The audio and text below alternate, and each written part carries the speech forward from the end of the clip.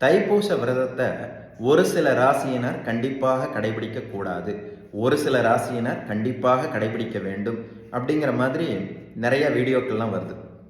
யாரெல்லாம் இந்த தைப்பூச விரதத்தை கடைபிடிக்க வேண்டும், யாரெல்லாம் இந்த விரதத்தை கண்டிப்பாக கடைபிடிக்க கூடாது அப்படின்னு பார்த்தீங்கன்னா, பொதுவாக முருக பக்தர்கள் அனைவருமே இந்த தைப்பூச விரதத்தை கடைபிடிப்பார்கள்.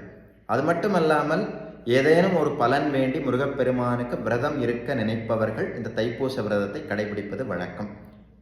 இப்போ சிக்கல் இங்கே தான் ஆரம்பிக்குது. சில குறிப்பிட்ட ராசியினர், சில குறிப்பிட்ட நட்சத்திரத்தில் பிறந்தவர்கள் இந்த விரதத்தை கண்டிப்பாக கடைபிடிக்க கூடாது அப்படின்னு சொல்றாங்க. அப்ப யாரெல்லாம் கடைபிடிக்க கூடாது? யாரெல்லாம் முருகப்பெருமான் மீது நம்பிக்கை வைத்துள்ளீர்களோ, யாரெல்லாம் சுவாமி நிச்சயம் அருள்வார் அப்படின்னு நம்புறீங்களோ அவங்க எல்லாம் தாராளமாக கடைபிடிக்கலாம்.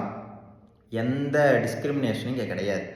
இந்த நட்சத்திரத்தில் பிறந்தவங்க தான் கடைபிடிக்கணும், இந்த ராசியில் பிறந்தவங்க தான் கடைபிடிக்கணும், இதில் பிறந்தவங்க கண்டிப்பாக கடைபிடிக்கக்கூடாது, இந்த மாதிரி காமெடிகள்லாம் தயவு செஞ்சு பண்ணாதீங்க. நிறைய பேர்த்துக்கு அஸ்ட்ராலஜி அப்படிங்கிற அந்த அறிவியலை எப்படி பயன்படுத்துவதுனே தெரியல. மக்களை குழப்புவதற்காக, மக்களிடையே ஒரு பீதியை கிளப்புவதற்காக, அதன் மூலம் அவர்கள் ஆதாயம் அடைவதற்காக அதை தவறாக பயன்படுத்தி கொண்டிருக்கிறார்கள்.